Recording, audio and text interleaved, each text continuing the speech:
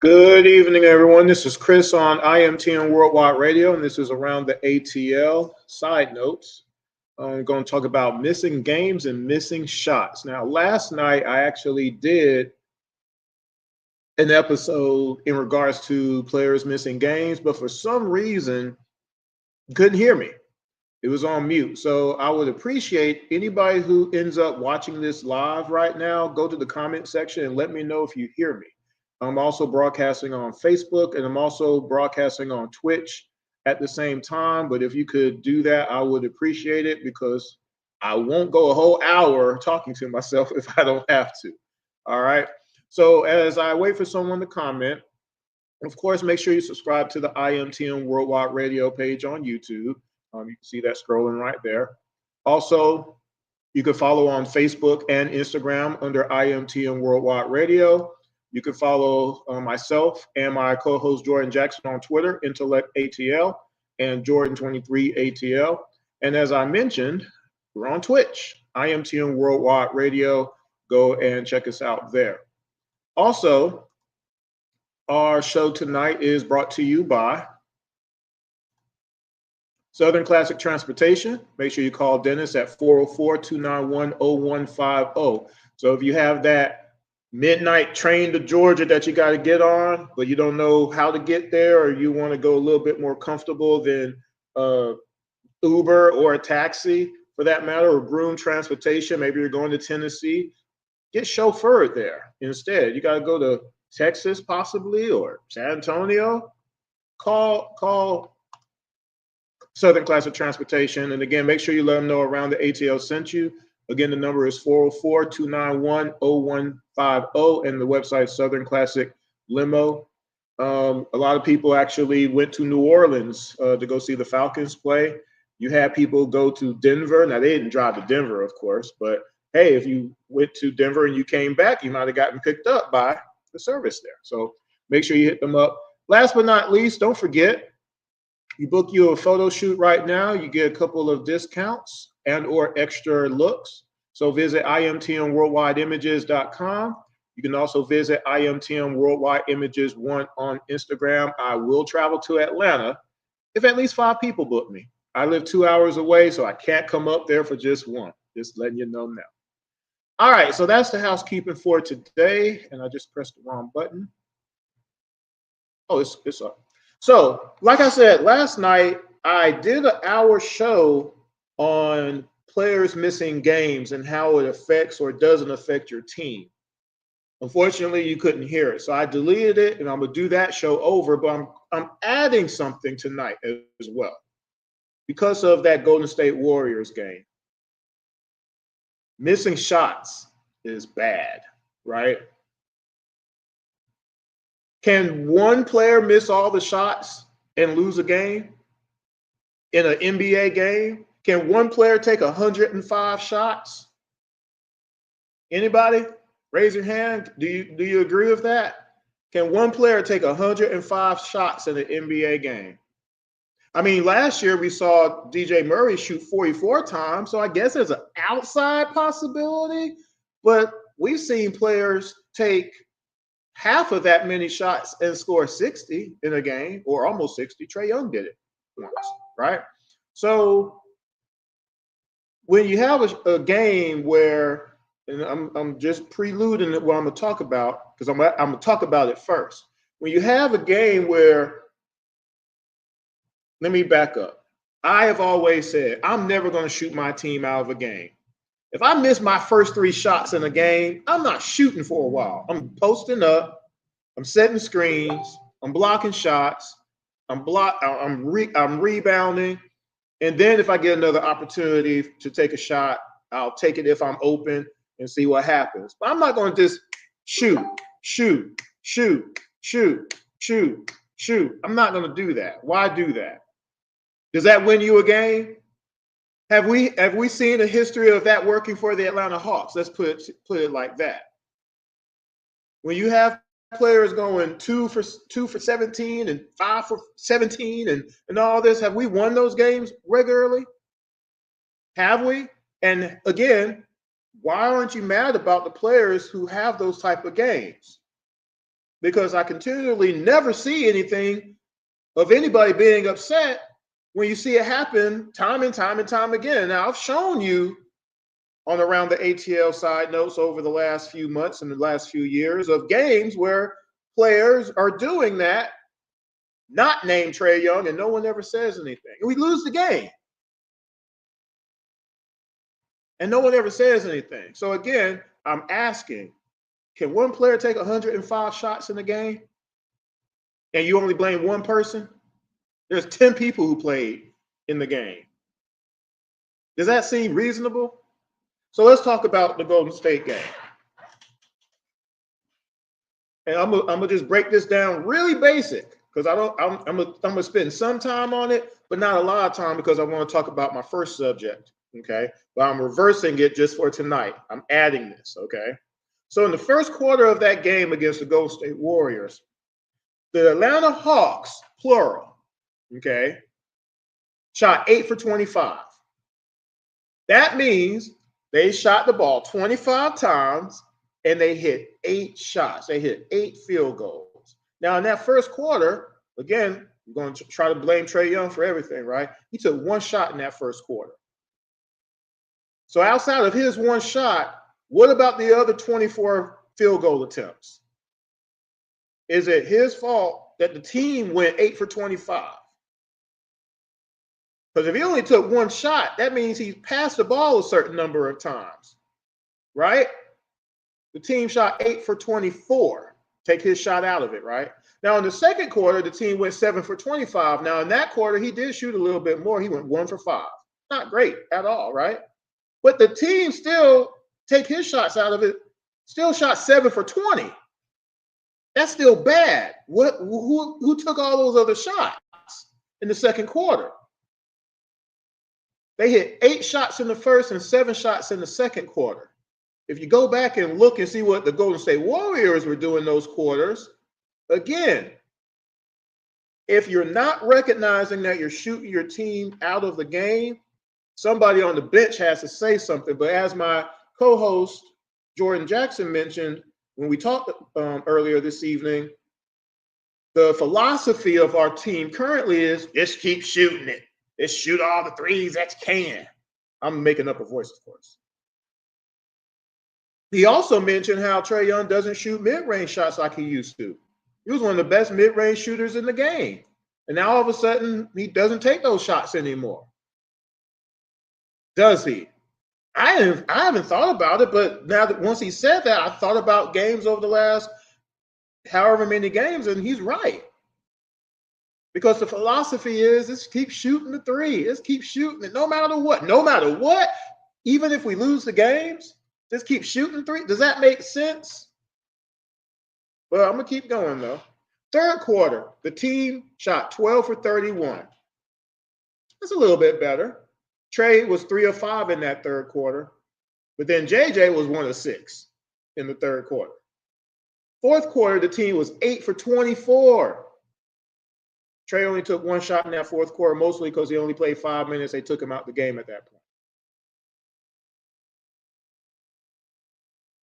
Here's the rest of the team. Bogey was 2 of 14 in that game. 2 of 14. Now, let's just stop there. Is that good or bad? Is that good or is it bad? Just answer the question. You can do it in the comment section there or wherever you might be watching. Is that good or bad? 2 of 14. Is there any galaxy where you play basketball where going 2 of 14 is a positive? That's a positive contribution. And then the next question, of course, is whose fault is it that he went 2 of 14? He also had 5 turnovers. I think Trae had 3 in that game himself. Hunter was 3 of 12. Hunter was 3 of 12 in this game. Dyson was 5 of 12 in this game. JJ had the best game of the night, 6 of 16. Clint was 5 of 12. Now, again, tell me why this is acceptable to everybody that, hey, the only shot he can hit are inside shots, but here he is, all of his shots are inside. He had 12 attempts. 5 of 12. How is that positive? Who is he playing against? Trace Jackson? So we're trying to say that Clint can't score on Trace Jackson? Is that what we're saying? And how is that acceptable if that's true? But again, how is that Trae's fault that he went 5 for 12? A rookie, Zach, went 4 of 10. And of course, like I said before, I went over it. Trae went 4 of 12 in this game. Trae had 11 assists somehow with all the players shooting bad. 2 of 14, 3 of 12, 5 of 12, 6 of 16, 5 of 12. What if people actually hit their shots? Imagine that.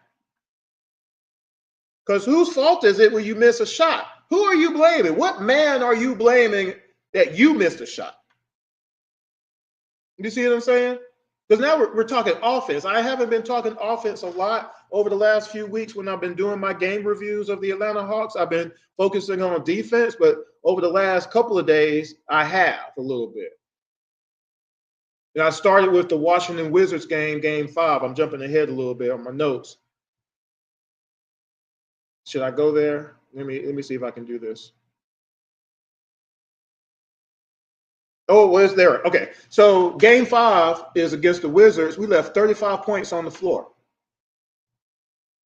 on passes from Trae Young that players didn't hit. We're talking dunks, missed dunks. We're talking missed layups, and we're talking about missed wide open shots. And someone wanted to comment, well, are they supposed to hit 100% of their shots? No, but they need to hit 45% of them, though. Don't they? Y'all don't have no expectation? Because if you don't, that means we don't have as good as players as other players in the NBA. Because of the propensity of us missing wide open shots over and over and over again. Because the very next game after that, against the Sacramento Kings in Atlanta, we left 39 points on the board from wide open dunks, layups, and wide open threes. And we're talking about from passes to players where they didn't hit. Because the passes to the players that did hit, Trae had like 12, 13 assists. So we're talking about all the passes that he passed after, around that. Trae Young passes the ball sometimes twice as much as he shoots. He's passing the ball 28, 30 times a game sometimes. And as I say, I'm going to repeat it, 2018 Summer League, Trae Young is trying to get 20 assists a game. The other night, he hit 19. Right?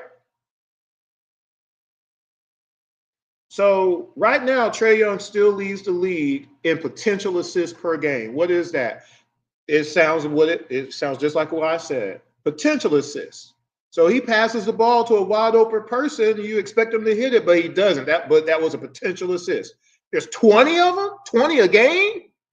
I just told you, we leave a lot of points on the floor every game. Why is that? Because if we were hitting those shots on top of the shots we already are hitting, we would hardly never lose. We will hardly never lose. Think about just that thought right there for a second. We also left 25 points on the board against the Bulls last week. And a lot of these points are in the fourth quarter. So again, when you're talking about damned if you do, damned if you don't, well, Trae should shoot more or Trae should pass more. Well, there's never a thing about Trae passing more. It'll be a matter of Trae shouldn't pass as much, but that means he's shooting more. Every time he comes off the floor, all of a sudden the offensive rating of the team goes, shoo, right? How long are you going to keep Trae Young out the game? Coach Snyder can't keep him out no more. He has no choice. He has to put him back in. He can't get no rest.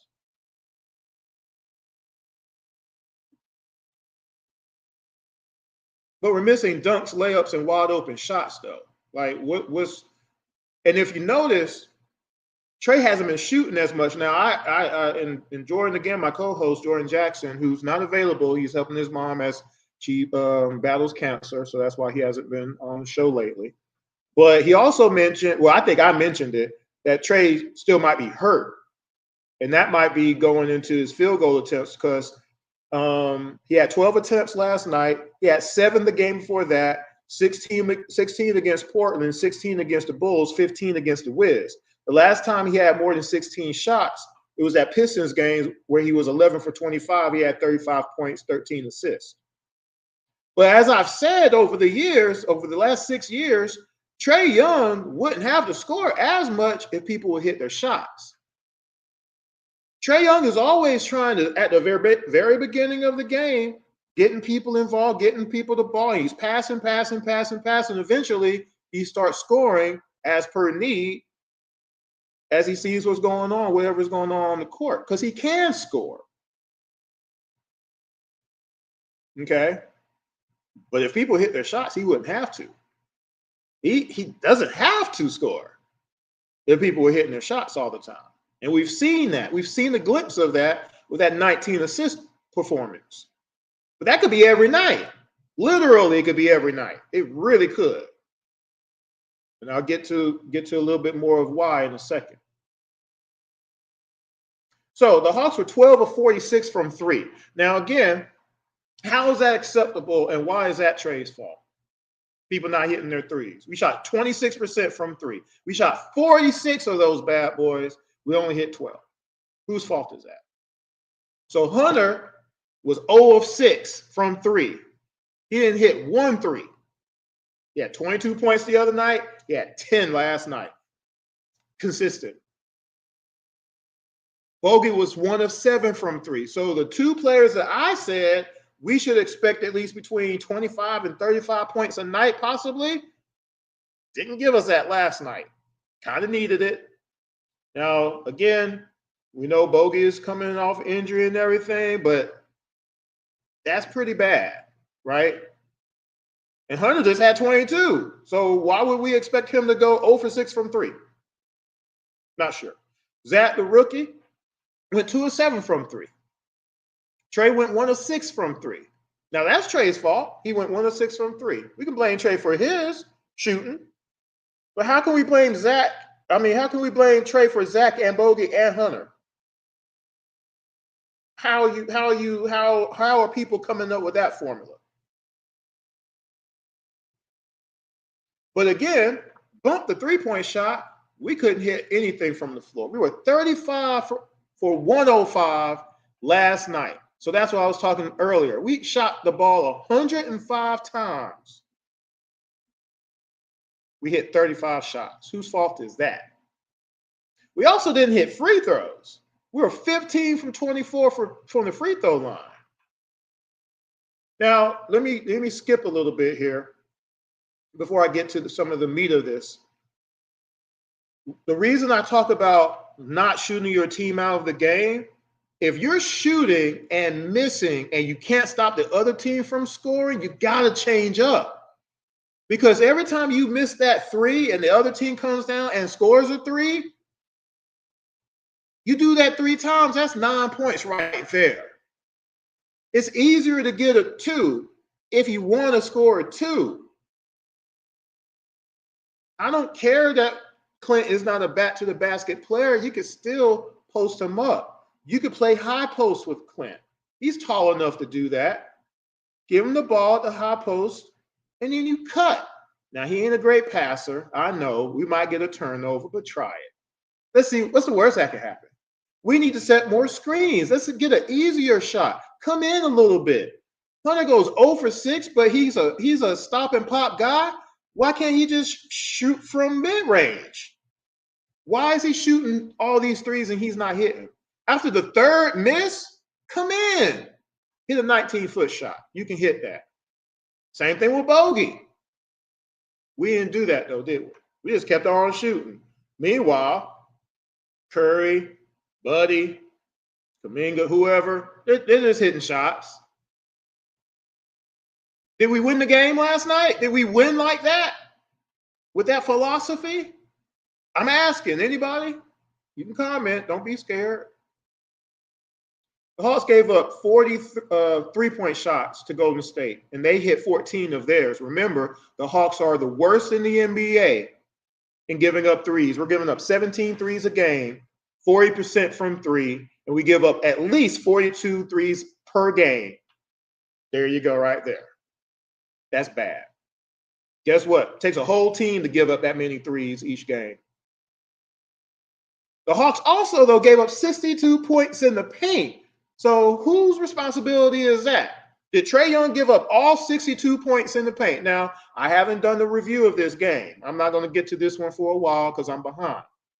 I just did my most recent game was the Sacramento Kings game, which is there, but y'all can't see it because, again, if you don't know the story by now, something about NBA 2K, a flag, YouTube. I'm waiting for an answer before I redo that whole show, which I'm waiting not to do. I just want them to unflag it so I don't have to do a whole show over. I'm just hoping because I don't want to do that, and I don't want to go out of order. But 62 points in the paint. Do we not have bigs? Do we not have forwards? Does anybody block out? 62 points in the paint. That's a chunk of points right there, guys. We also gave up 21 fast break points too.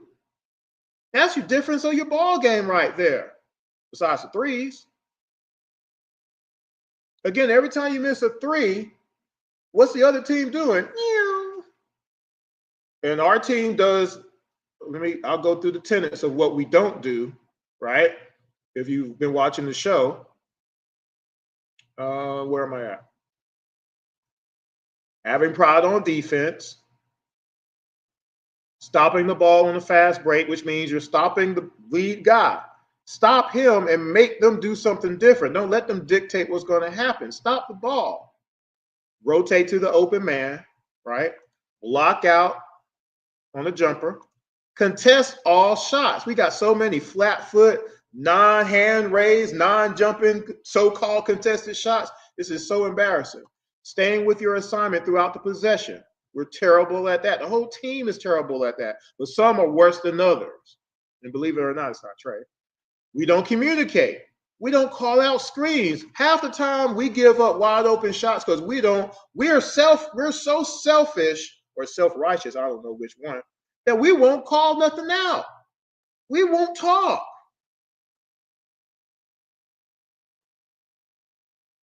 Again, along with stopping the ball, getting back on defense. We lollygag. We miss a shot, we put our heads down, and we fall asleep. Meanwhile, 5 players on the other team is going down, and then we're just doing this, or we're you're going down the court, but your back is turned, so you don't know what's going on around you. So since nobody called out, hey, my man is already gone, go pick up my man. Nobody ever sees that, and by the time you turn around, they're laying the ball up. It's so embarrassing. I've shown y'all hours and hours and hours and hours of footage showing this, and nobody cares about these things for some reason.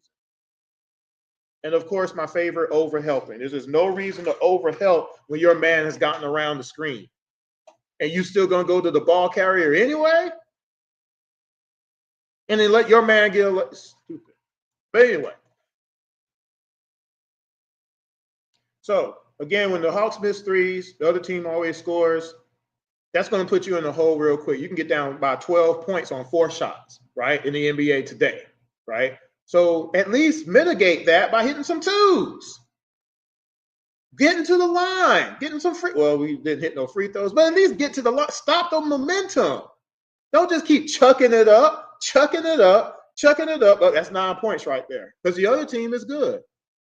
Other team has better players than you sometimes, or at least they deliver more. Wiggins, for example, Wiggins was 12 of 17 from the floor. Who was guarding that guy last night? Was it Trae Young? Was it Trae Young who gave up all 27 of those points?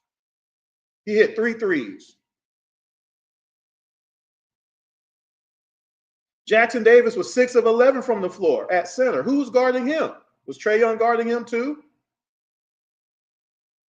Curry was 7 of 10 from the floor. He hit 4 threes. I know Dyson was guarding him. Buddy didn't shoot well, but he hit 3 threes last night. Was Trae Young guarding Buddy Hield? I don't think he was.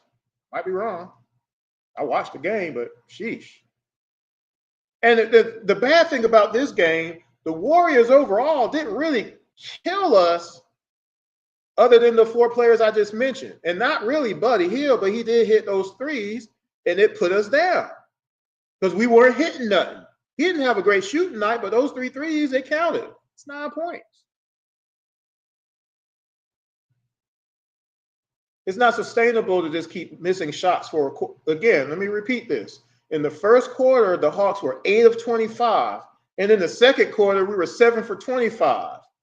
50 shots. Couldn't hit none of them. There's your ball game. That game was over. The game was literally over at that point. No hope. So let me get to what I need to talk about now. Eventually, and I've done shows about this, and if you want to go back and you can watch Around the ATL on YouTube, it's right there on the bottom screen there. And you can watch some of the shows that I've talked about the center position several times now. Okay. But at a certain point, it has to happen that we get a center, a big, whatever you want to terminalize it or use the terminology, I should say, that is a threat each and every game. Not just one game here and then 3 games later and then 5 games later after that. It needs to be every game that person has to be thought about. See, and again, I'll use myself as an example. When I play ball, I don't think I put it up here yet. I haven't put my Sunday night basketball video up here still, and that was last Sunday now. I'm slacking. I'm always usually the tallest and the biggest person on the court when I go out there. But I'm older now, right? But when I get out there, there's a couple of things that people know. Number one, my job is to rebound. I'm not supposed to let the little people get rebounds. Although last Sunday, I let some of the little people get rebounds. I wasn't blocking out well at all. That's my fault. We were playing 3-on-3, though, so it was a little bit difficult. The other thing is you're going to run the offense through me because I'm a post up. And once I get posted up, you can't move me out the post. So if you do cut or you slide to an open slot at the behind the 3, you're going to get a pass from me. Because I love to pass the ball. I'm trying to get 7 assists each game I play. Every game I play, I'm trying to get 7 in my head. Maybe more, but definitely 7. That's my goal. I also can set screens. I also can pick and pop. I can pick and roll, but I can definitely pick and pop. And if you leave me open at the top of the key, I probably will hit that shot. And people know I can hit that shot. So you can't just lay off on me. You got to come up. Which means if somebody cuts, I get you the ball down low too. We don't have that element. So here's the deal. You either have to be dominant in the post, you catch it, you catch it, hook, you catch it, fade away, turnaround. You need to be proficient in that 0 to 5 feet from the rim. If you can't hit nothing else, right? Am I being unreasonable? Am I being obtuse like Shawshank Redemption? Or you could be a big that can hit the threes like Cat out there in New York. I'll get to him in a little bit. Then you got some who can do a little bit of everything, including hitting free throws, right? But to not have any of those elements is dangerous because, again, you're playing 4-on-5. This is basketball. No matter what level, if you're not a threat, nobody cares about what you're doing out there, which means they don't have to guard you. And you're just out there at a certain point. I just told y'all Clint went 5 of 12 in this game. How is that positive? What positive did he bring? Oh, well, Chris, he had like 6 offensive rebounds. Did he score on any of them? Did he put him back in? How many points did he have that night? So that being said, Vucevic right now with the Bulls is averaging 20 and 9 and 46% from 3. I think that's a positive. Cat is averaging 26 and 12. No, he ain't playing a lick of defense, but there's other people on his team that plays defense enough to make up for that. He shoots 50% from 3. He himself makes up for that per his production. Sagoon in Houston, 18 and 11. He shoots 75% from the free throw line.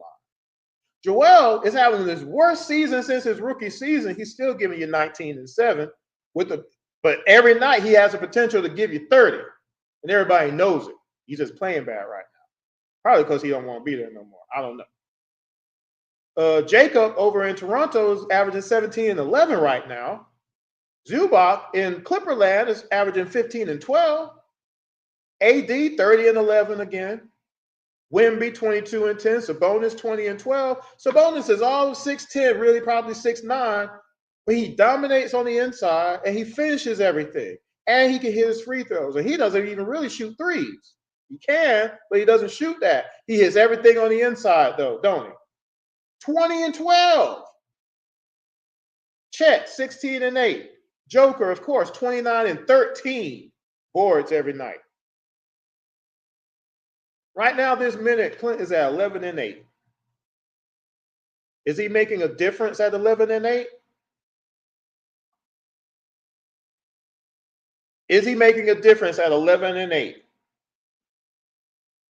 Be honest. You need to really think about that before you answer that question. I'm just being real right now. Because again, if we were getting the 2020 version of Clint every night, I wouldn't be saying nothing about Clint Capella. I don't care he can't hit no threes if he's giving us 15 and 14 every night, like he was in 2020, and two blocks a game. Last year, Clint had 1.5 blocks a night. He's at 0.8 right now. He's not even blocking shots. Nobody's scared of him inside. Even with the 1.5 blocks, that's not a lot technically for a big. Nobody was afraid of him in the paint. Everybody laid the ball up on him. I showed y'all all that footage. I showed y'all game after game after game. If you choose to watch. Because I show you shot after shot. Who gave up the points? Who's giving up all these points each night? That Chicago Bulls play-in game? Go look and see how many points Clint actually gave up in that game. It's egregious. But right now, he's giving us barely 11 and 8. That's not helping us right now. He can't score, and then he's not able to defend his position. And then help on others. Okongwu is not much better. He's giving us 10 and 6.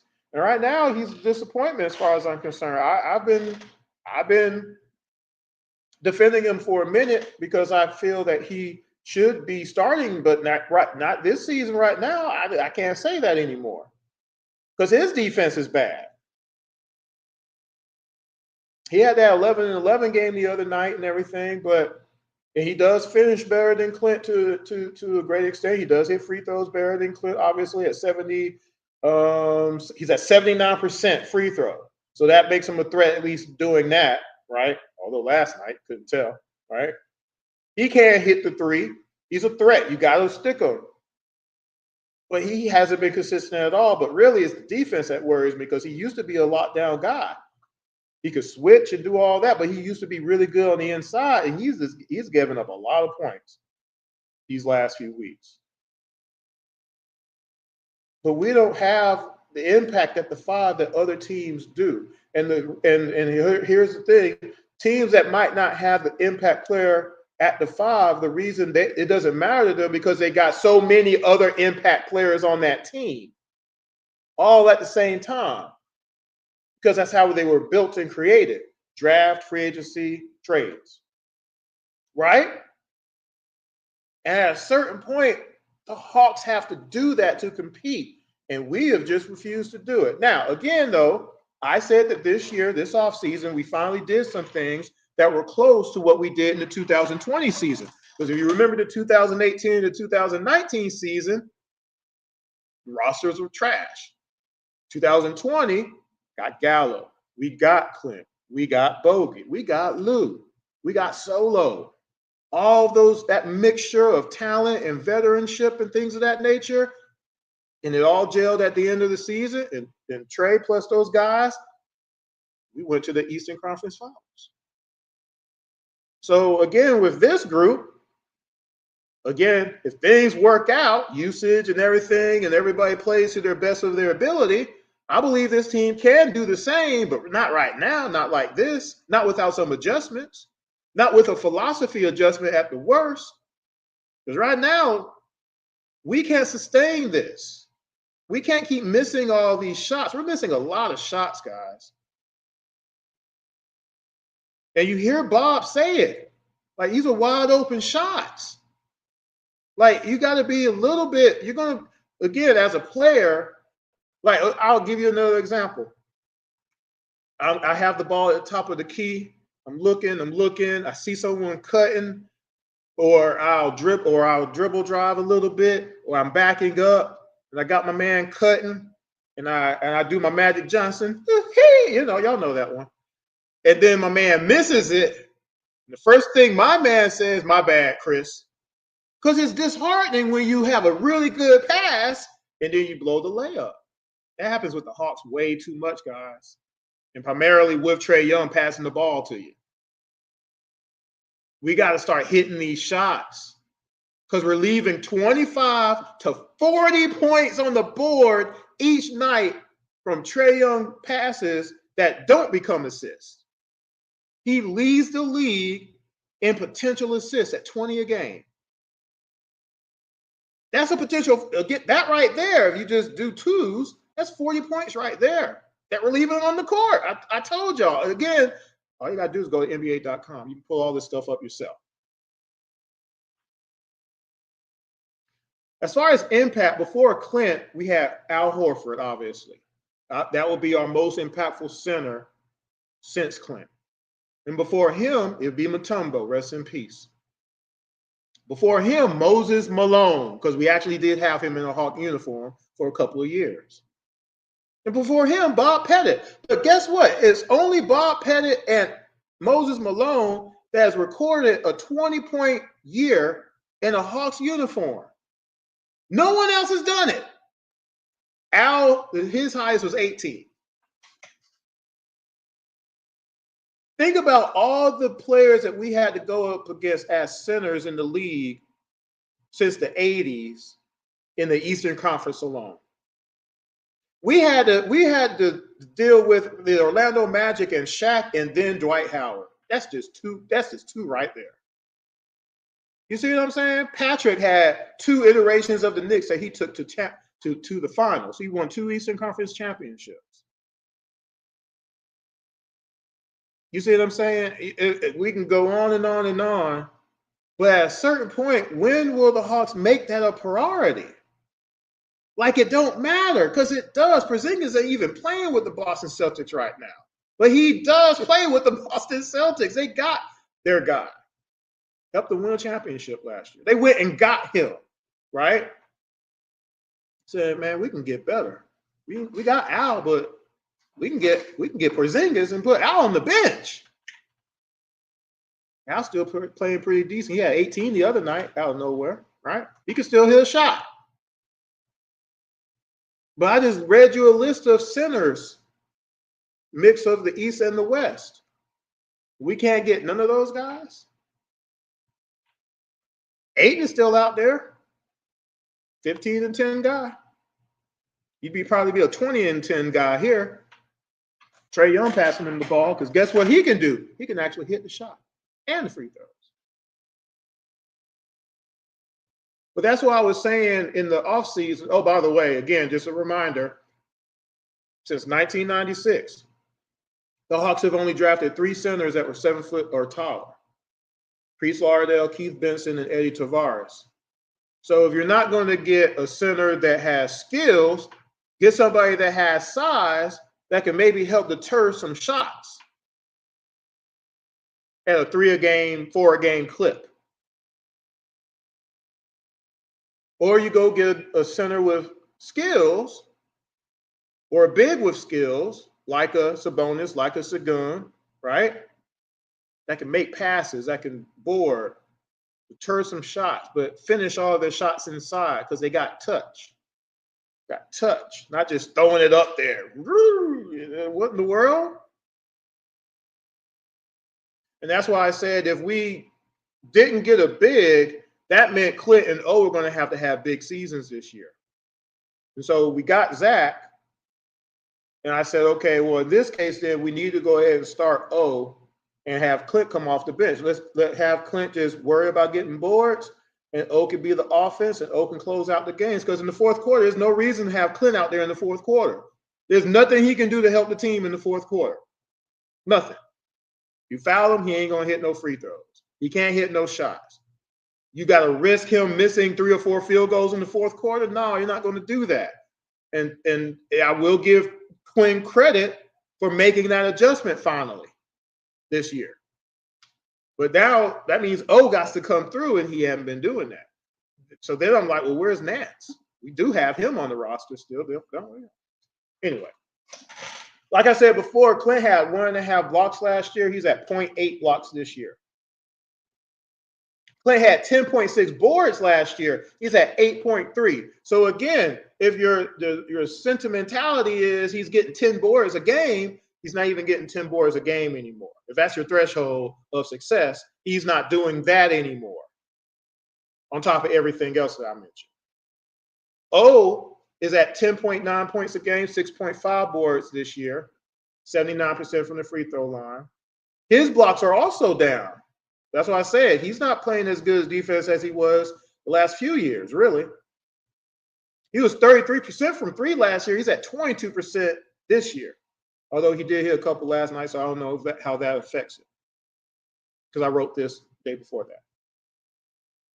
Or last night. Now, again, the center position is just one position that I'm discussing. I can break down some others. I've already done it, but I needed to bring it up because of just last night. We shot the ball 105 times, and a lot of those were inside, and a lot of those were outside. We have to come to a common denominator at some point because other teams do it to us all the time. So what is that common denominator as far as not being able to hit these open shots on a regular basis? And I'm talking about layups. I'm talking about dunks. I'm talking about chippies.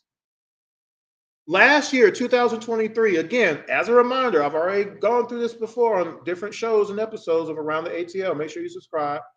The Hawks lost 21 games last year by 7 points or less. I'm going to repeat. The Atlanta Hawks lost 21 games by 7 points or less last year.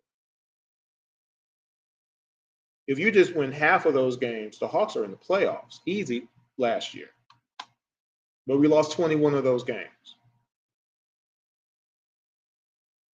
The other part about last night, again, the bench. Hunter going 0 for 6 and Bogey going 1 for 7 from 3. Take twos. That killed us. That killed us right there. Of course, if they hit 4 of 6 or 4 of 7, game is different. But they went 0 of 6 and 1 of 7. Whose fault is it that they missed all those shots?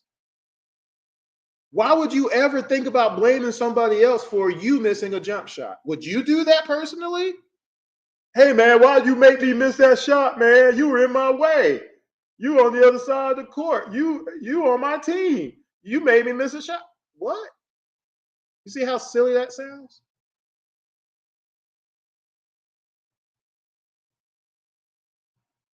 They gave us 16 points off the bench last night. Kobe, I want to give the benefit of the doubt because he is coming off an injury where he just hasn't been playing. But we need him to step up quick.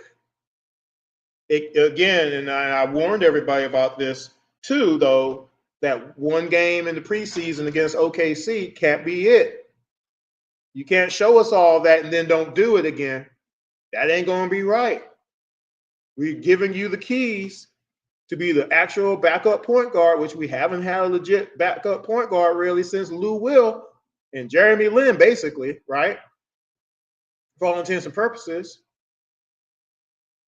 It's his thing, but he got to deliver a little bit. Because again, you look at all the other backup point guards in the league, and again, it's a matter of we got to start matching up eventually with some of these teams to compete. We're still kind of right there. We're kind of sliding in the middle a little bit, right?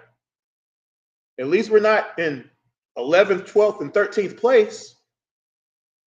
It could be worse, but we can't slide anymore. We have to start turning the corner somewhere.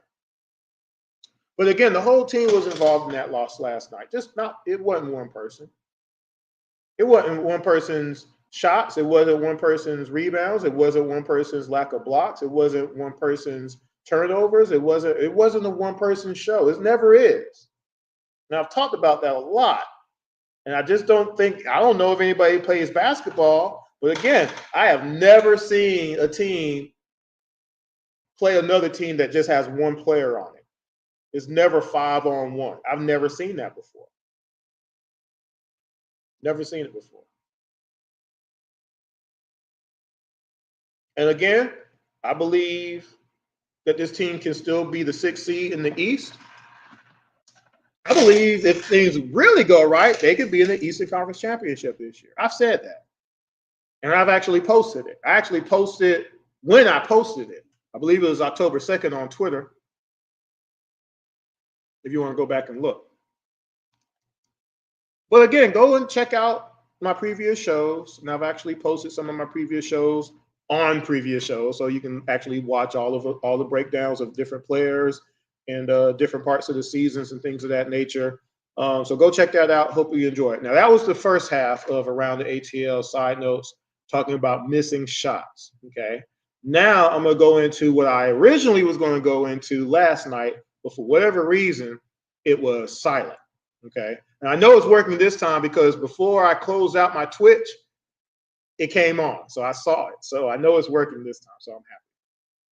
So what does it mean to be better without the best player on the team? What is your definition of what is better? Okay.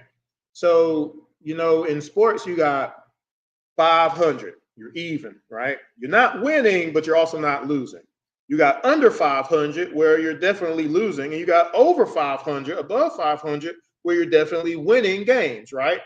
And within a season, whatever sport it is, if it's 82 games in the NBA or 162 games in the major leagues, as far as baseball, it's 17 games now in NFL. Your goal is at the end of the season, no matter what, to be above 500. You want to be a winning team, okay? In college, you want to be a winning team.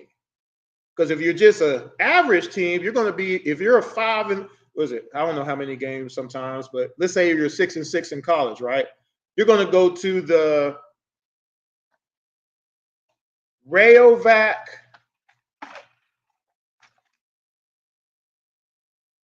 No, that's not a good one. I'm trying to come up with a good name here. The Rayovac Marta Express Link Bowl, right? That's where you're going. But if you're in the playoff, you're 11-1, you're in the college playoff, and all of a sudden you're in the Orange Bowl or you're in the Sugar Bowl, you're in the Peach Bowl, whatever, and you got a chance for the national championship now. So your goal is always to be above 500, but be way above 500 if you can, right? But does that really matter to people or not?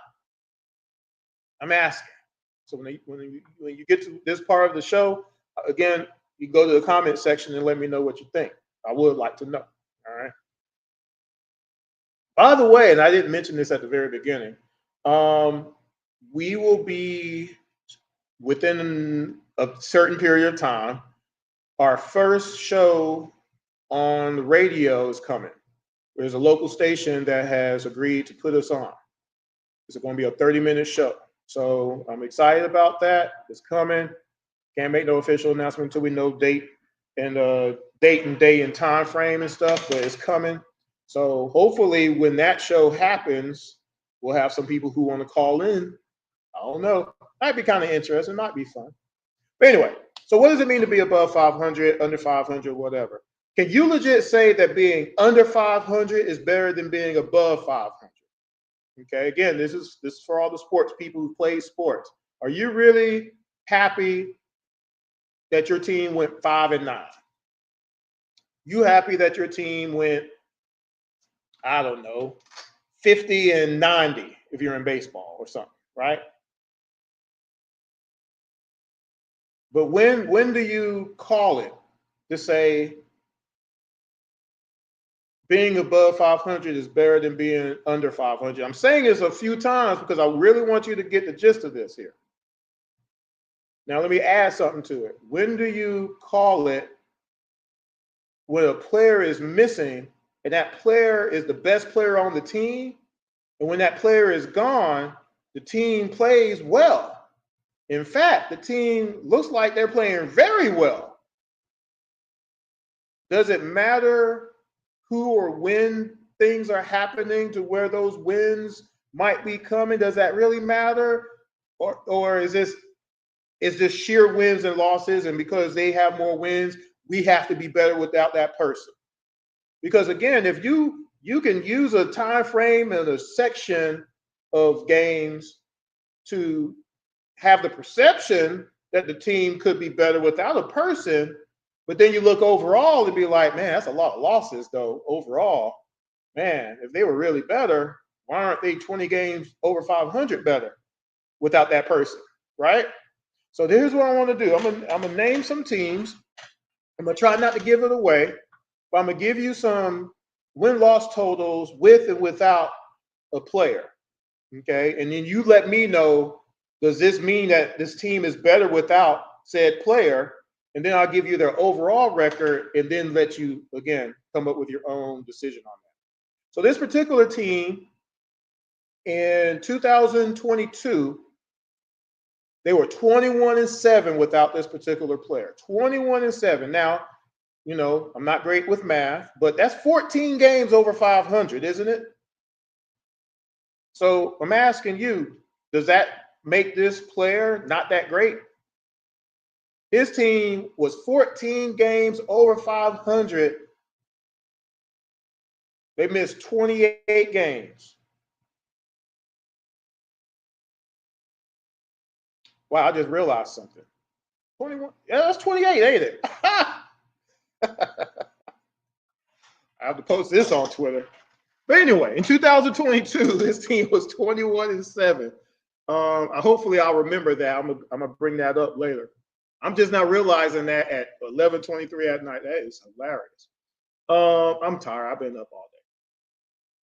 But again, is this team better? In 2023, this same team was 12-10. That's just 2 games over 500, but it's still over 500. It's not under 500. It's not at 500. They're above 500 without this player. So in 2 seasons, this team was 33-17. That's quite a bit of a difference there. 2 seasons above 500 without that player. Overall, though, this team is 60-78 without this player. 138 games missed, and they have lost 78 of those. So which one matters more? The season they were 21-7 without him, the year that they were 12-10 without this person, or all time they're 60-78?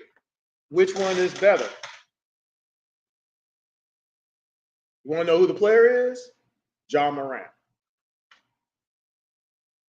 Do I still have these names up? Yes, I do. It was John Morant with the Memphis Grizzlies. 2022, they were 21-7. 2023, they were 12-10 without him. But they're 60-78 without him overall. You be the judge. Now, an easy one, and I didn't have time to go through all of his, unfortunately. But this team is 19-28 without this particular player, including 1-2 this season so far. And this player so far has played 8 years in the NBA. So obviously we would say this player is needed on this team. 19-28, that's definitely under 500, right? Who is that? Joker. Denver Nuggets. Okay. So if at a certain point, all of a sudden he was hurt, and right now I think he's hurt, and all of a sudden they go on a streak, 3 games, 5 games in a row without him, all of a sudden the Denver Nuggets would be better without Joker? Is that the premise? You see how that works? They're 19-28 without him. They've already lost 2 games without him at the time where I wrote this. I hadn't updated it since then. But no, they wouldn't be better without Joker. Not by that. Here's another one. 2017. This team was 5-2 without their best player.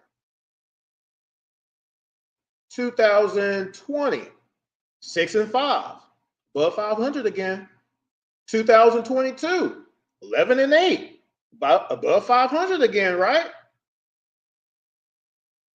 You might say this player might be not as needed. But overall, 43-49. This team lost 49 games. 49 is not more than 43, last I checked, right? So the Greek Freak not playing for the Bucks that many games, 92 games, they're not better without him. They're not by that. Now, what if a team broke even? How would you feel about that? Okay. So this particular player in 2019, without him being on the floor, the team went 6-9. 2020, the team went 7-13. 2021, they were 15-10 though. 2022, they were even, 9-9, right down the middle, right? But then in 2023, they were 13-9 without this player. So that's 2 winning seasons, 1 500 season, and 2 sub 500 seasons. So out of all these games, what would you say? Is the team better or worse without their best player just by those numbers? Because we're talking about 100 games, give or take there, right? Are the Miami Heat really better without Jimmy Butler, though? Who is just keeping it real? But they went 50-50 without him, so that's just 500. So not above 500, not under 500, just 500. They just treading water, because that's what 500 is. You're treading water. You're not better. You're just kind of, you're average. You're an average team at 500, right? Below 500, you're below average. Over 500, you're above average. That's how that works usually, right? If you're 500, you're at least not losing ground to other teams, right? That's how that works usually, right? What's up, A1? What's going on? So that was Jimmy Butler. My bad, I forgot to post Giannis. There's Jimmy. All right. So next team. Now this is very interesting. This team in 2018, 2019, and 2020 was a 500 team in games missed by this player. 5-5 in 2018, 2019, 7-7, 2020, 7-7. So even 500. 2021, 2-4, 2022, 8-9, 2023, 5-11. That's terrible. And in 2024, this year, they're 1-0, this team, without their best player, as of when I wrote this. So this is an easy one. They're under 500 without their best player. 35-43 without Luka, Dallas is. Okay? So that's an easy one. Because 43 losses is not better than 35, last I checked. Right? Who is this one? Oh, So okay, I'm going to go back a little bit now. The 80s. Are we done with the 80s yet? 1985, this team was 21-43 without their best player. Obviously, they're not that good without him, right? By just that right there. Now, in 1988, they were 0-1. 1991, they were 0-2. 1992, they were 1-3. But in 1993, they were 55-27 without their best player. Now, I don't know about the rest of you, but it ain't easy to get 55 wins in the NBA. No matter what era. That was in 93. But then in 1994, they were 34-31, still over 500, but just 3 games. But 55-27, you would say, man, we don't need that player. Why is this player?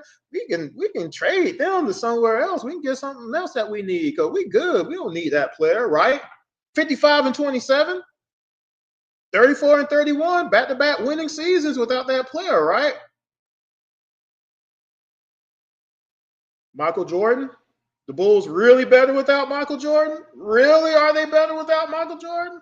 Did they ever win a championship without Michael Jordan? I'm pretty sure they needed Michael Jordan.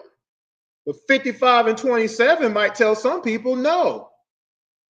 Some people might really believe we don't need Mike Jordan, as some people will call him. MJ, Black Jesus, Texas T, right?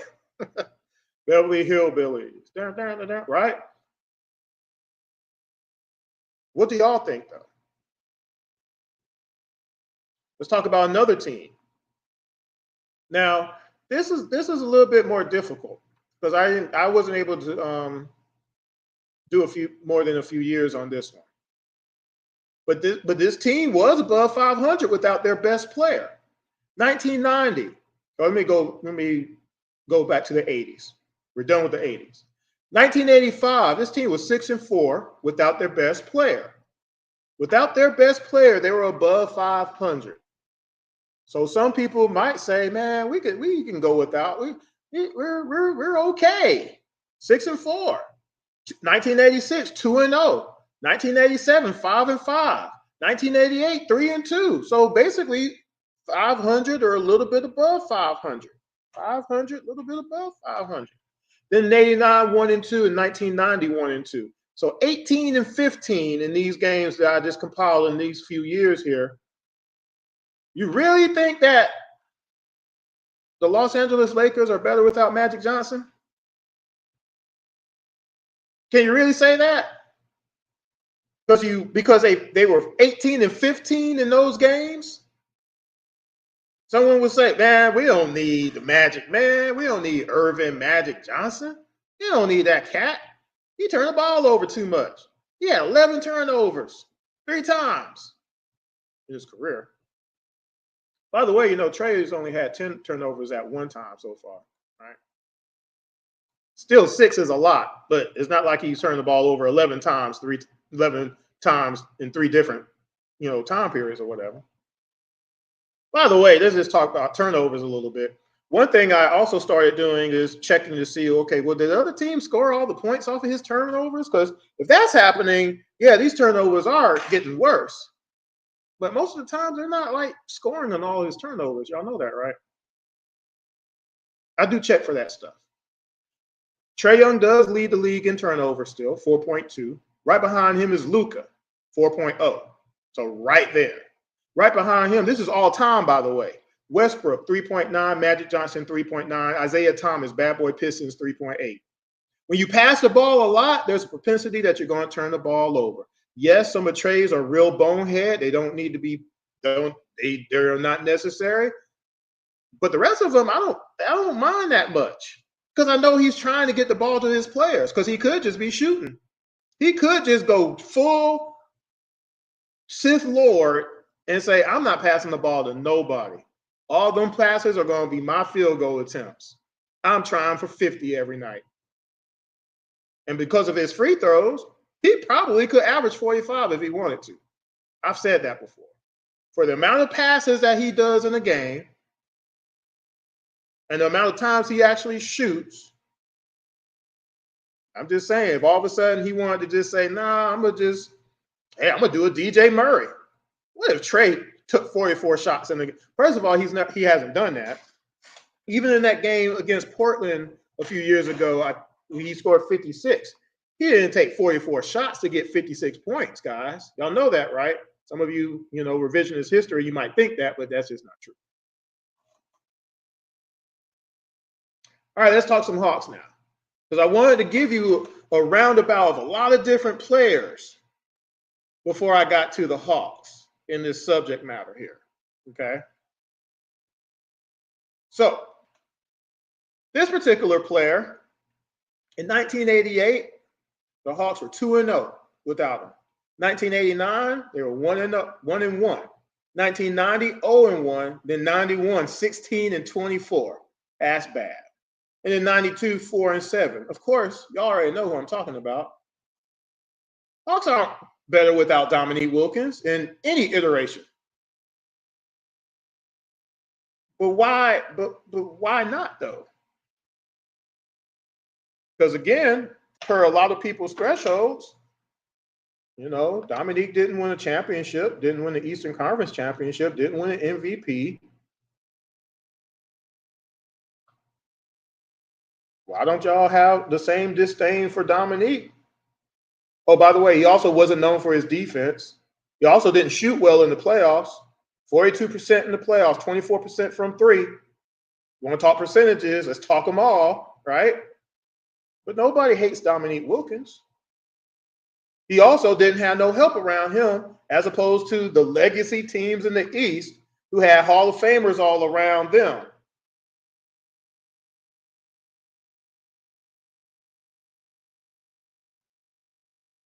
But that's just Dominique, though. 2018, the Hawks were 0-1.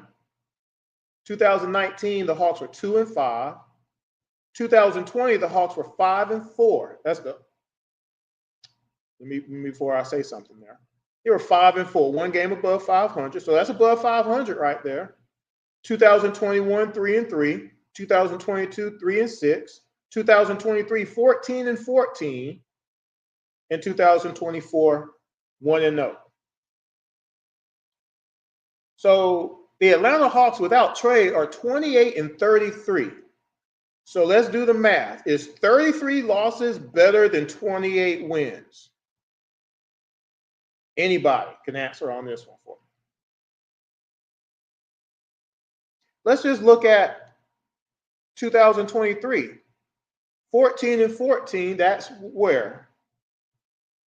That's even, that's average, that's 500, right? It's not above 500. At least it's not under 500, but is it above 500? Because if it's above 500, that's better. Like John Morant and the Memphis Grizzlies being 21-7 without John Morant for 28 games. Here's 28 games, and the team was 500.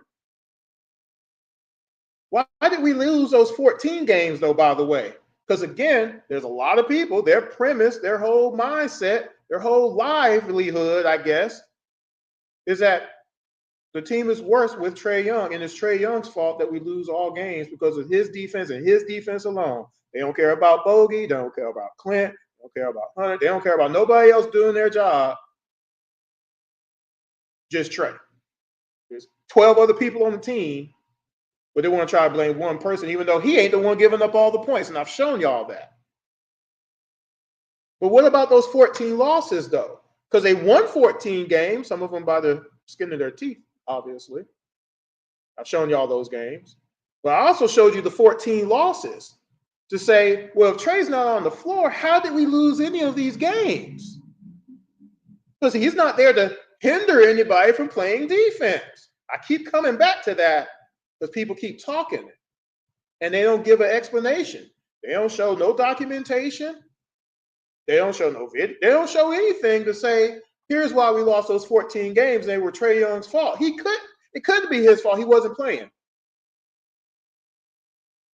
He wasn't playing when the Dallas Mavericks were shooting 18 threes on us. The Denver Nuggets shooting 23 threes on us. The Miami Heat shooting 18 threes on us. There's a theme there. Rudy Gobert getting 25 points on 10 of 10 shooting. There's a theme there. He wasn't there. Getting beat by the Lakers. You got AD, Bron, and D'Lo all scoring 20 plus. Why does D'Lo have 27 points in that game? I still haven't gotten an explanation for that one. The Suns beating us. Portland beating us. Why did Portland have to beat us? That ain't cool. I go through all these games in the show that's called Is Trae Young Really Unnecessary? I went through those 28 games again. I did it at the beginning of, well, at the end of last year, but I did it again in that particular episode. Go watch it on Around the ATL on IMT and Worldwide Radio on YouTube. But we lost a lot of nonsensical games because of foolishness, but none of it was because of Trae, because he wasn't playing. We win all 14 of those. Heck, we don't even have to win 14 of those games. We could have just won 7 of those games, and the Hawks are in the playoffs. Well, they're at least in the home court. We're in 9th place, but possibly we would have been in 8th. Possibly. Possibly we could have still made 6th. If we had won the games when Trae came back, but it was on minutes restriction. We lost that Charlotte game by 1 point, leading at 92-77. Trae didn't play the 4th quarter. We lost that game. We gave up 77. Let me see what the difference is, because I never did do the math on that. Let me do that real quick in real time. The score was 92-77 in the 3rd quarter. So the beginning of the 4th quarter, it was 92-77. They scored 38 points and beat us by 1. That's insane. Trae had nothing to do with that because he wasn't playing.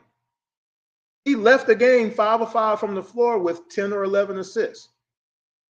How is that his fault? Then we played Minnesota. Again, Rudy Gobert was 10 for 10. Trae Young don't play Rudy Gobert. He just don't. And for any of you who say he's supposed to, you're stupid. I'm sorry to say that. You just are.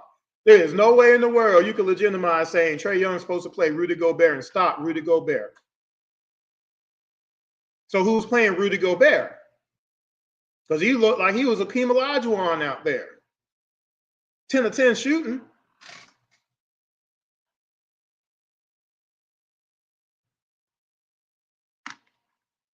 The Pacers game, it's everybody's fault on that one because, I mean, we gave up 157 points. Everybody gave up points in that one. But Trae Young still didn't give up more points than everybody else on that team. I showed you who did. It ain't good. It ain't good at all. Go watch that game. And, of course, the playing game against Chicago, again, Trae Young didn't give up the most points in that game. In fact, he gave up the least points in that game, actually. And nobody cares. Nobody cares about all the points that Clint gave up to Vucevic and White, mostly on layups and jumpers, or mostly layups, really. Nobody cares about DeRozan's points against Hunter. Nobody cares about DJ and what he didn't do in that game on defense. White had 42 points, and most of it was layups and wide open jumpers. And we didn't even double him. I showed y'all this shot for shot. You can't get around shot for shot because there's nothing there but the shot. You see what I'm saying? That's why I break it down. With all the other stuff going around, you can get distracted and stuff. But the first 2 shots of the game were by Vucevic in that game. Trae wasn't guarding Vucevic. What are we talking about? I show you all this to say the Atlanta Hawks should have been doing a better job of building a team, and they didn't want to do it. The ownership didn't want to do it, or your general manager didn't want to do it. Somebody didn't want to do it. Just like they didn't do it for the 60-win team. We won 60 games, got swept in the Eastern Conference Finals. We did nothing the next year. We were able to get to the first round and win, and then get swept in the second round by the same team again, Cleveland Cavaliers. We didn't do anything when Trae got us to the ECF. the next year to say and expound on the fact that we got there. We were 2 games away from the finals, and we would have beat Phoenix, by the way. Yes, we would have. But we didn't do anything to say, hey, let's get back to the Eastern Conference Finals and then win it. We didn't do anything. We did the opposite of that. We did the opposite of that. We did the opposite of that. And remember, Milwaukee won the championship. We played them. We could have had them. And again, 8 of 12 seasons that made the playoffs, what did the Atlanta Hawks ever do to bring in some talent to help Dominique Wilkins out? I've shown y'all, I've done several shows now on the Atlanta Hawks rosters back then to show you what was happening in those playoff series. Is Dominique Wilkins 28, 26, 28 points a game, and then the next highest score might be 15, 16, maybe 13. 10. Larry Bird, Mikal, Isaiah Thomas, Joe Dumars, The Worm, Michael Jordan, Scottie Pippen, Horace Grant, Rodman again. On and on and on and on and on. Reggie Miller, Rick Smits, Davis brothers. On and on and on and on and on.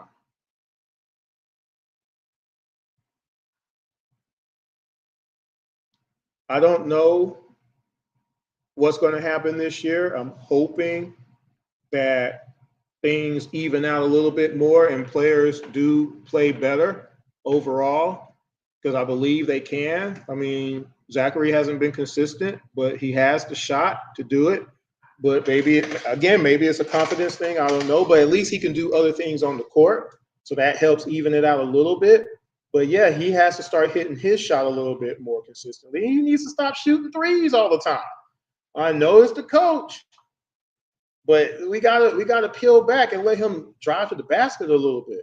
Like, and I'm gonna say this from Jordan's perspective: why is the coach forcing players to do? Why isn't the coach formulating what suits the players best? The whole job of the coach is to put them in the best position to succeed, not do the opposite of that. It's just messed up. Like, this person got here because of how they play, and you're stripping it away from them. You don't care about that, and you're not winning doing it like this. That's my biggest point. You're not winning shooting all these threes. How many wins do we have and how many losses do we have? That's the only thing I can go by. The Atlanta Hawks are giving up 121 plus points a game. So if we're going to do that, we have to score 121 points a game like the Pacers did last year to compete, or a little bit more than that, I think. They actually got to the ECF doing that. We're just going to outscore you, right? But we don't stop enough people to sustain shooting all these threes and missing most of them. In fact, let's see if I can pull it up real quick. Here's the, let's see.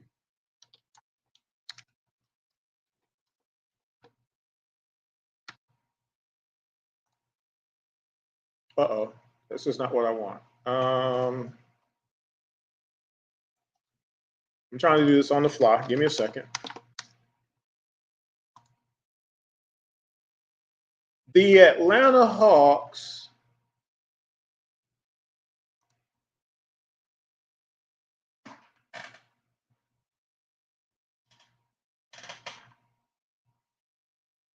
here it is.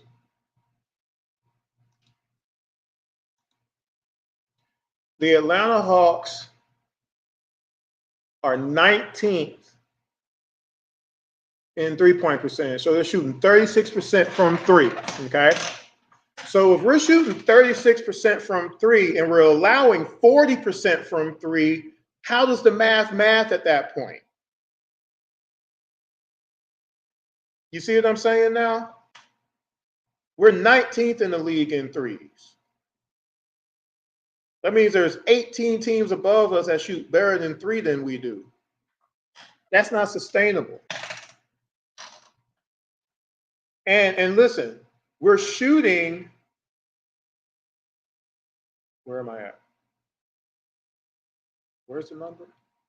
Field goal, 3 points made, 3-point attempts. So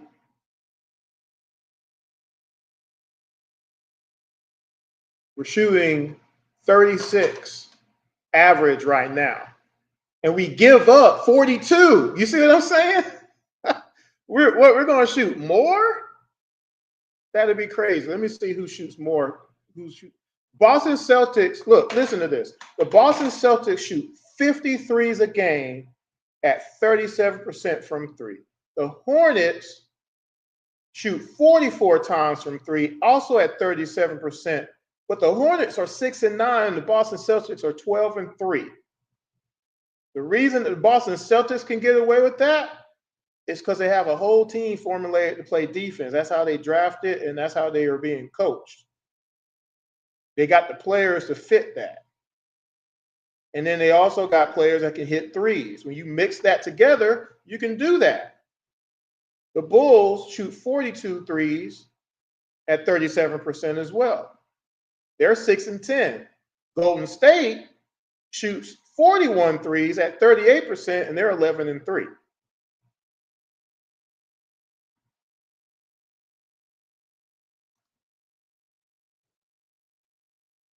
So there's that. You see what I'm saying? So, of course, the Hawks are second in steals. And one thing I will say about this year's team as well, and I said this in another show, the Hawks are no longer 26 in block shots this year. Well, that's a lot of that is because of you got Dyson and you got Zachary or rookie, got JJ blocking shots. We're ninth. We're top 10. So that's an improvement. I said that the other night. However, what is this right here?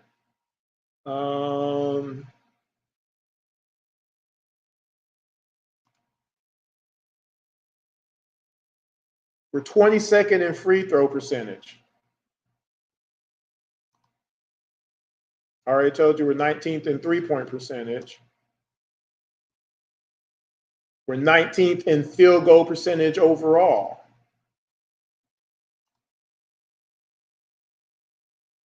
We're scoring 114.9 points a game. We're giving up 121. That is not sustainable. So we either got to, like I said last year, we either got to score some more points or we got to slow some points down. Our starting lineup combined has to be a part of that. Got Trae, yeah, sure. But what about the other four players? How do y'all absolve four other players giving up points? How do you absolve four other players sometimes giving up 15, 18, 19, 20, 23, 25, 29 points in the game? Because Trae ain't giving up 29 points in the game. I guarantee you that. I've shown you that. There's a couple of games he's given up 21. Sure is. When the Pacers scored 157 points on the whole team, everybody gave up 21 in that game or more. Like I said, Trae wasn't the one who gave up more points in that game. Just wasn't. Sorry. Burst your bubble. But Trae ain't giving up 20 points every game. He just isn't. Sorry. It's not happening. It's the other players on the team that's doing that. Mostly because they won't stay with their man throughout the position. They turn their back to their man. They're standing in the paint 30 feet away and letting them hit wide open threes. They're not contesting shots. They're not rotating. They're not getting back on defense. It takes a whole team not getting back on defense to give up so many points, fast break points every game. It takes a whole team not blocking out to give up so many second chance points and or points in the paint every night. It takes a whole team to fail. You see my point? It takes a whole team, not just one player. The only way you have an argument that is Trae Young's fault is Trae Young is playing 1 on 12. Trae Young is playing the point guard, shooting guard, small forward, power forward, and center starting lineup. And then he's playing the backup point guard, shooting guard, small forward, power forward, and center. And then he's also playing the reserves all by himself. Again, the NBA is not a game of 21, last I checked. It's the whole team. The Hawks are 7-9. It's not It's not good, but it ain't terrible according to how the rest of the league is stacking up right now. As of the moment, the Atlanta Hawks are in 6th. So right now, my prediction is right so far. See the positive in that?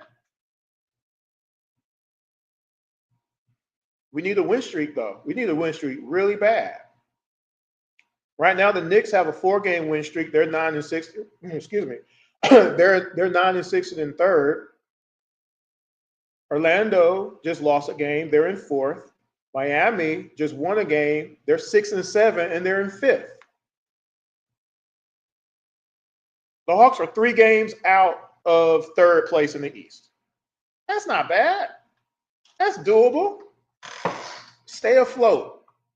Now that we got people back, now let's see if we can get them in some kind of, let's see how long it takes them to really kind of get back to, some kind of semblance of normalcy. Because we know Bogey is streaky, okay? And again, my fault with Bogan, I've talked about his games a lot. Somebody got to stop him from shooting them out of games. Got to stop it because he's not a defender. So those minutes are just gone. Hunter, at least, I will give Hunter credit as well, and I've said this in previous shows, at least he's starting to rebound a little bit now. Right now, I believe, if I'm not mistaken, Hunter is averaging more than 4 rebounds a game this year. Let's see. I think he had 6 the other night. Let's see. I mean, he's only played a certain number of games, of course, so it might not really translate out right now. So let's see. Currently, 2024 season, he is at 4.8. Well, it's almost 5. Getting there. He's at 1.2 steals a game so far out of his 5 games that he's played so far. That's an improvement because he's been at, here's, again, 0.7, 0.8, 0.7, 0.5, 0.7 steals. 0.3, 0.5, 0.4, 0.3, 0.3 blocks. That's why he is a career 0.7 in steals and 0.3 in blocks for his career because he don't take the ball and he don't block the ball on nobody. He doesn't pass the ball to anybody. 1.5 assists a game career. He don't pass the ball. He's 4.1 total rebounds for his career. He don't rebound for his position. But he can hit free throws, but he don't drive the ball enough. He started doing that a little bit this year, but again, he don't have no real handle, so, turnovers. Again, he shoots, 44% from the field. Right now, he's shooting 37% from 3. Last year, he had his best 3-point percentage ever at 38. So he's right there as far as 3-pointers go. But again, he went 0 for 6 last night. But he can hit these other shots, and he hits 88% from 3. Why don't he just post up a couple people every now and again? He'll turn around, fade. He has the frame to do that. He has the ability to do that. Call some screens so he can come off some screens and hit a 17-footer off a screen every now and again. Like, come in. You don't got to keep shooting those threes. Dribble, boom, and then shoot. Like, what are we doing? But we'll see what happens. But like I said, if he does what I think he can do, he'll be better off the bench, and he's proven me right there. He's averaging 18 points a game so far. So he's proven me right as far as depth. If Bogey and Hunter can be great as veterans, Nets come off the bench as a power forward as a veteran, this team will be the deepest team we've had in a while. And that's why I believe we can be in 6. Now, if it just don't work out, we got to make some moves. We got to, like Tony Montana, make a move here, make a move here. My ears to the street. Make a move here, I'll make it happen, right? Say Ayton's still out there. A couple other people out there, Joel Embiid out there. He might stop flopping. You come play with Trae. I don't know. I'm just saying, You might not want to be in Philly no more. I'm just saying. All of a sudden have a 34-10 guy in Atlanta in the middle. That'd be pretty cool. I'm just saying. It'd be harder to beat the Hawks all of a sudden. Just saying. Because, I mean, the one thing Joel can do when he's on, oh, did I just type in the wrong thing? I sure did. One thing Joel can do, and it's proven, again, he's having a bad start to his season, but that's just because he, coming off his own injuries or whatever. But he's a career 27 and 11 guy. He shoots 50% from the floor.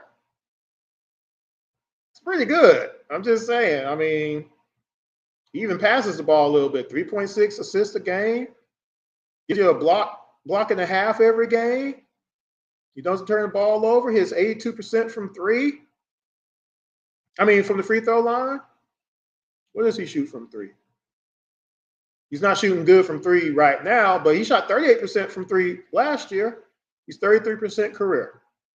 But I wouldn't even need, look, I don't even need a center to hit a three as much as I just need him to hit a jump shot. And it looks like he can hit a three. He's at the top of the key. I don't need him. I don't need the other center doing what Clint does and doesn't believe that you can hit the three. When every big in the NBA can hit the three and Clint just don't believe it. So he won't come up. You see what I'm saying? That's what I need. I need the equivalent of that for us. That forces you to come up out that paint. Because our big can hit that spot up three. Top of the key, in the corner, crossover, whatever. I just need that. I don't know why nobody wants that. That's what I don't understand. Clint has shot 5 threes in 10 years. He's a 0% three-point shooter in today's game. I don't understand why y'all don't want to change from that at this point when everybody else is killing us. Like, do we really want Joel Embiid to come here to Atlanta and drop 38 on us again for no reason? And then PG-13 be healthy all of a sudden, and then Maxey.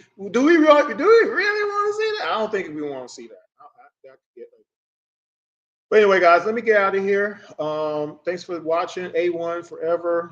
Definitely be checking out the shows. I appreciate the support. Like I said, our show is going to be going on the air here in the local city that I live. I'll be doing some more announcements once we get the day and the time and all that kind of good stuff straightened out. Excuse me. Basically, we're going to do a 30-minute version. We're going to do a live version that we're going to send to them as a recorded version, and that show will go on the air. And then we see how that goes. And then if we get enough support, you never know. Maybe we'll have a live show on the local radio station here, and we go from there. So I'm very excited about the opportunity. Nevertheless, no matter what, it's a start. I've been working on this for a few years now, and I'm just happy. That meeting happened this Monday, basically. I mean, we've been having talks, but the actual meeting happened Monday to kind of, go through some stuff. So I'm very excited about that. So again, if you haven't subscribed to IMTN Worldwide Radio yet, please do so. You see it's been scrolling on the screen all night. You can also follow on Facebook and Instagram. There it is. IMTN Worldwide Radio. So if you're on Facebook or Instagram, you can follow either or. You can follow on Twitter. Why is this going so slow all of a sudden? Intellect ATL is me, and Jordan23 ATL is my co-host Jordan Jackson. Don't forget, we are now on Twitch as well. Very interesting forum so far. Never really used it, but we'll see how it works. Again, tonight's show was brought to you by, that is not what I wanted to click on. There we are. Southern Classic Transportation. Make sure you contact Dennis, 404-291-0150. If you got to go somewhere within the city of Atlanta, just get into the airport. Maybe you want to go to that nice restaurant. Maybe you got a business appointment. You want to go in style. You want to roll up deep. Call Dennis. You need to go out of state. Again, they go to Athens for UGA games. One of the drivers said how he was there. They gave him food from tailgating and stuff. He could watch the game on his phone and stuff. Yeah, ball. So you as the customer would have a ball just having that nice ride going to your game and enjoying your game and then enjoying a nice ride back to the A. You know what I'm saying? So make sure you contact them, but make sure you let them know that Around the ATL sent you. Let me pull it up one more time. 404-291-0150 is the number, and the website there is Southern Classic limo.com. Make sure you hit them up. And last but not least, of course, don't forget about me. I am trying to come up next month. I have a model from Canada that wants me to shoot. I really can't come up there for like just one person though. So visit imtnworldwideimages.com or imtnworldwideimages1 on Instagram. Check it out.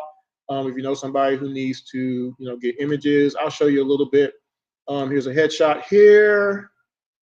Here's a couple shot there. Here's a business headshot here. I forget where this was in Atlanta, but I can't remember where that was at. Some pool somewhere.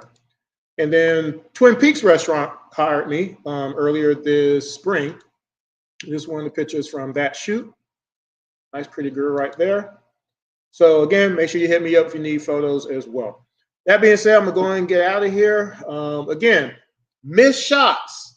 One player doesn't take 105 shots. That's impossible. Michael Jordan never even did that, right? Did he ever take 105 shots in the game? Did Allen Iverson, Carmelo Anthony ever take 105 shots?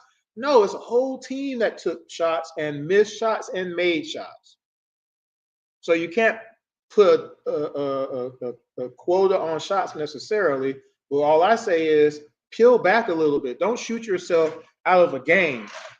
Somebody has to put their foot down and be like, hey, this ain't working. Shooting all these threes, they ain't going in. This is not winning us no games. Can we take some twos? Can we take some mid-range shots? Because all of us can hit some mid-range. Can we hit some more layups? Can we drop some plays to cut to the basket more? Because that's what forces Trae to do stupid stuff that we don't move. You bring a man out to him with his so-called pick and roll, but really, man, let's just trap Trae. This guy ain't going to do nothing. This person ain't even going to roll. How many times do we see someone come and set a pick and then don't go nowhere? It's the craziest thing ever. I'm like, I could never get away with that on a basketball court. When I play on Sunday night, if I come to set a pick, it's two reasons I'm doing it. If I'm setting a pick on a non-ball handler, I'm setting a pick to get you free so you can get the ball later. But if I'm setting a pick on a ball handler, I've set the pick. So either the ball handler is moving and grooving, or I'm cutting to the basket and seeing if he can give me the ball. Because I ain't going to just stand there. I'm in the way now. Move. Force the issue. We don't force the issue enough. We don't cut to the side corner. We don't come and help. See, again, how are we just that selfish where you see a man getting trapped and you still just standing there the whole time? It's the most ridiculous thing ever. I play basketball. I don't know what the rest of y'all do, but my goodness. And still, he manages to find some people sometimes. Talking about Trae Young. But anyway, go watch the episode if you do get a chance. Is Trae Young really unnecessary? Because I do a lot of breakdowns in that particular episode. A lot of breakdowns. I give you a lot of information. I give you a lot of past history of the Atlanta Hawks, as well as other people, other teams, just to give you analogies of what other teams have done to be successful as opposed to the Hawks. And then I think some of you will have a different opinion of where you might be thinking about certain things once you watch and pay attention to that show. So do that for me. Share it with at least one other Hawks fan or Atlanta sports fan. I'm hoping to catch up on all the other sports, but again, because it's a little bit more difficult to do a 2-hour show on all the sports with just one person rather than just doing a particular subject. So once me and Jordan start doing shows again, you'll start seeing us do Falcons and Braves and Atlanta Dream and Atlanta Vibe, the new volleyball team, and college sports, Georgia Tech, Georgia State, Albany State, Clark, everybody. So make sure you stay tuned for those. We're coming back soon with some of these episodes, hopefully sooner than later. Maybe this weekend. We'll see. Since we got a bye week, I might be able to pull off some Falcons talk. So if y'all like to talk Falcons, hit me up, let me know. All right, let me go, guys. It's midnight, and I didn't plan on staying on this long anyway. Y'all take care. This is Chris on IMTN Worldwide Radio. This has been Around the ATL. Peace.